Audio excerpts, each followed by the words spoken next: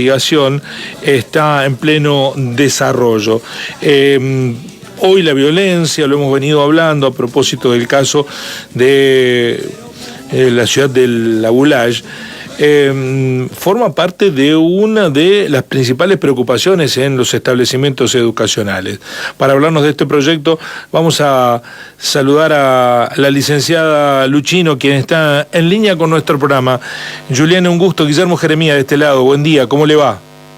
Hola, buenos días. Muchas gracias por comunicarse. Al contrario, gracias a usted por aceptar el convite y para que nos cuente de qué se trata este proyecto y qué buscan con esta investigación, con un problema que hoy nos atraviesa como sociedad. Sí, bueno, les cuento que la propuesta es desde el Colegio de Psicólogos de Córdoba, de la Delegación de Río Cuarto. ¿Me escuchan bien?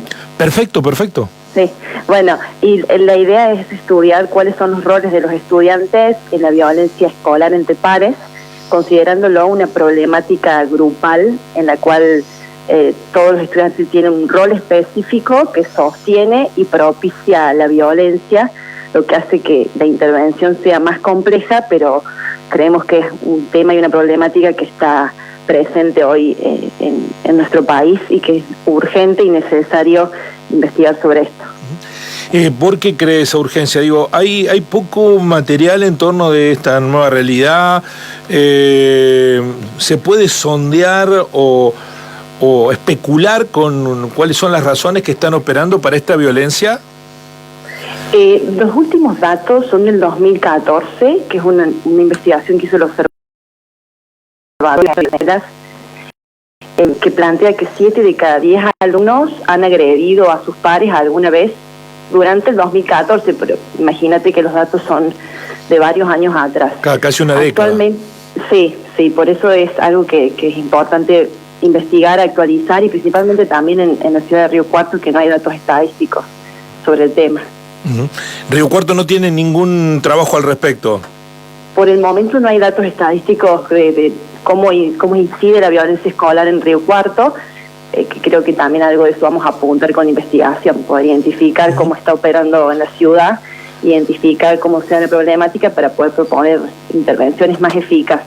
Licenciada, para ustedes se trata de un problema individual, de la personalidad, de lo que afecta a los chicos, como individuo y no como componente de una sociedad, o es un problema social que termina impactando en las conductas individuales? Claro, en realidad antes se estudiaba, años atrás, como una perspectiva individual de víctima-agresor. Ya hace bastante tiempo que se deja de pensar como una dinámica individual y se piensa como una dinámica grupal, donde sí, obviamente entran en consideración las cuestiones que suceden en la sociedad, pero principalmente lo que apuntamos en la investigación es detectar los roles de quienes participan como observadores, que son quienes también podrían intervenir para que esto se empiece a solucionar. Sí, eso queda bastante graficado claramente en las imágenes que se observan, ¿no? Cómo se deja, bueno, porque se registran estos episodios, todo el mundo tiene un celular y se ven las peleas dentro o fuera de los colegios y hay un entorno que no interviene. Claro, tal cual. Eso es lo que intentamos también identificar con la investigación, que se aplica un instrumento específico que se llama sociométrico, donde identificamos cuáles son los roles para poder después intervenir, principalmente en intervenciones con los observadores. Ajá. Totalmente. Y respecto a esos roles, que hay líderes en los grupos que imponen la dinámica violenta, y eso puede ser lo que termina consolidando esta agresión como un intercambio. Claro, por lo general está el rol del líder, que suele ser el que se llama agresor, es quien inicia y protagoniza la violencia escolar. Suelen ser estudiantes con más fortaleza emocional, y después puede haber víctimas que pueden ser víctimas pasivas, que suelen ser estudiantes en situación de aislamiento con alguna conducta pasiva, inseguridad, que es quien recibe las agresiones. Pero también hay víctimas activas, que son aquellas personas que son víctima agresor, se los llama, que suelen ser estudiantes con predisposición a actuar y reaccionar de alguna forma agresiva ante las violencias que reciben. Ajá. O sea, que son pacíficos hasta que son agredidos. Claro, puede suceder que hay víctimas que son más pasivos, que no reaccionan, pero hay personas que sí reaccionan y se lo llama víctima agresor en algunas investigaciones. Dentro de los observadores está el defensor, que pues suele ser estudiantes que apoyan y colaboran con las víctimas. Esto sí ya lo estamos viendo. Incluso una de las intervenciones es conformar grupos de apoyo con esos observadores activos para empoderarlos en sus voces y que puedan también desarrollar. Está hablando con Juliana Luchino, la psicóloga, que nos está contando respecto a este proyecto de investigación sobre los roles de los estudiantes en la violencia escolar entre pares.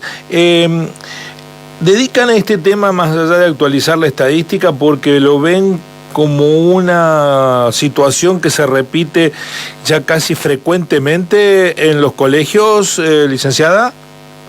Sí, nosotros tenemos un equipo de trabajo en un centro clínico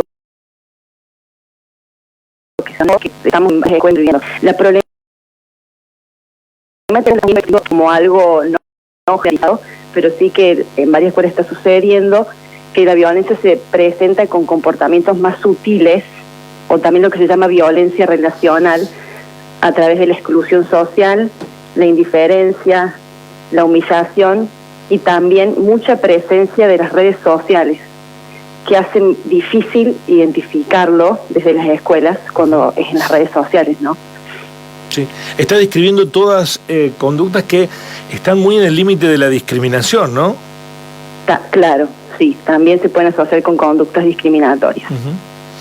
El caso de la Bulaya es un caso extremo, que por supuesto todavía no está resuelto. De hecho hay críticas de los familiares hacia la marcha de la investigación, pero es una señal de alerta que haya llegado a ese nivel de agresividad.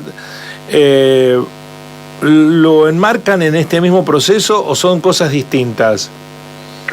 Y creo que si se comprueba que ha traído presencia de bullying, sí creo que nos muestra la urgencia de pensar esta problemática y darle un lugar prioritario en la agenda de las políticas públicas y bueno, obviamente como investigadores también. ¿Ven predisposición a participar de un proyecto de estas características? Porque otra de las cuestiones que se plantean es, bueno, en los colegios no están las estructuras de profesionales como para detectar los problemas, que se le carga de responsabilidad a los docentes que no les son propias de la tarea educativa que tienen que desarrollar. Ustedes están convocando escuelas primarias, sexto grado y secundaria de primero y segundo año para que participen. ¿Hay predisposición? Sí, por el momento ya tenemos a escuelas que van a participar. Las edades son elegidas porque los estudios dicen que la prevalencia está entre los estudiantes de 10 a 16 años, entonces por eso es la elección de la población. Por ahora sí tenemos escuelas, pero está abierta la convocatoria para quienes todavía no se han inscrito que puedan participar. Es interesante el dato que acabo de dar. Los mayores hechos de violencia se generan en adolescentes entre 10 y 16 años, chicos, no adolescentes, porque son chicos. Sí, esos son datos estadísticos de otras investigaciones. Lo que estamos observando actualmente es que sí es en las edades de 12, 13 y 14 años. Ajá. Bueno, qué duro debe ser eso, porque son niños todavía. Sí, es parte incluso del problema, que se ha acelerado su crecimiento. Claro, eso sí puede ser parte de los motivos por los cuales de más pequeños ya hay este tipo de situaciones. Lo que vemos también en estudiantes de 12 y 13 es la dificultad en el uso de las redes sociales. Esto es algo que también nos parece un tema a trabajar y a seguir investigando, ¿no? Cómo acompañar a que puedan hacer un buen uso de las redes sin que intervenga el maltrato y la violencia ahí. Para finalizar, ¿ustedes van a trabajar sobre los chicos o sobre los adultos también? Porque aquí se plantea también la lógica si los chicos son los responsables de esa violencia expresada o si la primera responsabilidad está en nosotros, los adultos, que nos dirigimos, nos comportamos con conductas violentas que que son las que imitan los chicos posteriormente. Sí, en esta primera etapa del proyecto sí es enfocada en los estudiantes y en los adolescentes, pero sin duda es algo a continuar trabajando y es una problemática que se aborda desde todos los ámbitos, incluidos las familias, los padres y los adultos de las escuelas que están acompañando, ¿no? Y es muy interesante lo que ustedes están planteando, que este es un compromiso grupal el que debe asumirse para que empiece a bajar esa violencia, que si está el grupo interviniendo, la situación sería otra. Sí, totalmente. Incluso en las intervenciones, esto que vos planteas de incorporar a los adultos, la intervención va enfocada al grupo de estudiantes, pero también a las familias. Nosotros cuando intervenimos lo hacemos así, convocando también a las familias a que acompañen. Sí, que eso es parte de un problema, por lo menos no, lo planteaban algunos docentes, tanto aquí como en el programa en la televisión, que hay una especie de descompromiso de los adultos frente a esta situación, ¿no? Incluso de los propios padres. En el colegio secundario participan mucho menos que la participación que tienen los progenitores en la educación primaria. Sí, eso es así, pero creo que desde hace mucho tiempo, ya que cuando ingresan al secundario, obviamente se fomenta la autonomía de los estudiantes, pero estamos en un momento donde necesitamos que escuelas, familias formen alianza por todo lo que vamos viendo, ¿no? En las problemáticas que se están presentando actualmente. Uh-huh. Y lo último, ¿en qué consiste el proceso de investigación? ¿Son encuestas, son reuniones? ¿Cómo trabajan?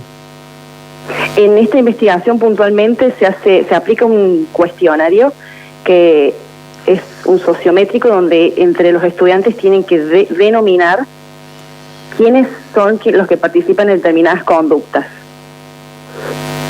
O sea, lo que se llama heteroinformado. O sea, no van a hablar de sí mismos, sino del grupo. Está bien. Pero no con nombre, es anónimo todo. Es anónimo, pero sí tienen que poner los nombres de quienes consideren ellos que participan más en algunas de las conductas mencionadas. ¿Usted cree que hay vectores que promueven la violencia en determinados grupos? ¿Parten de ese supuesto? Sí, totalmente, claro. Bueno, ¿cuándo van a estar los trabajos? Porque nos interesa esos resultados. ¿Para cuándo tienen la idea de poder sistematizar la información recogida? La investigación tiene una duración de 6 meses, así que calculamos que para fines de año, de noviembre, van a estar los resultados. Bueno, estaremos atentos. Licenciada, ha sido un placer y muchísimas gracias por contarnos de esta experiencia. Muchas gracias a ustedes. La licenciada Juliana Luchino, la psicóloga, matrícula 10.624, que nos cuenta de este proyecto de investigación, roles de los estudiantes en la violencia escolar entre pares desde una perspectiva grupal. Bueno, lo que venimos hablando, los episodios de violencia que se vienen registrando desde hace mucho tiempo. La violencia a veces no necesariamente es una agresión física entre una y otra persona. Por ejemplo, puede considerarse hasta una persona que se va de su hogar, como es el caso de esta chica que se sospecha que que se ha ido de su seno familiar, también como una reacción violenta a una acción que vaya a saber qué la fundamenta. Pero bueno, hay múltiples conductas en los jóvenes que hoy nos ponen en alerta a los adultos en estos tiempos de locos.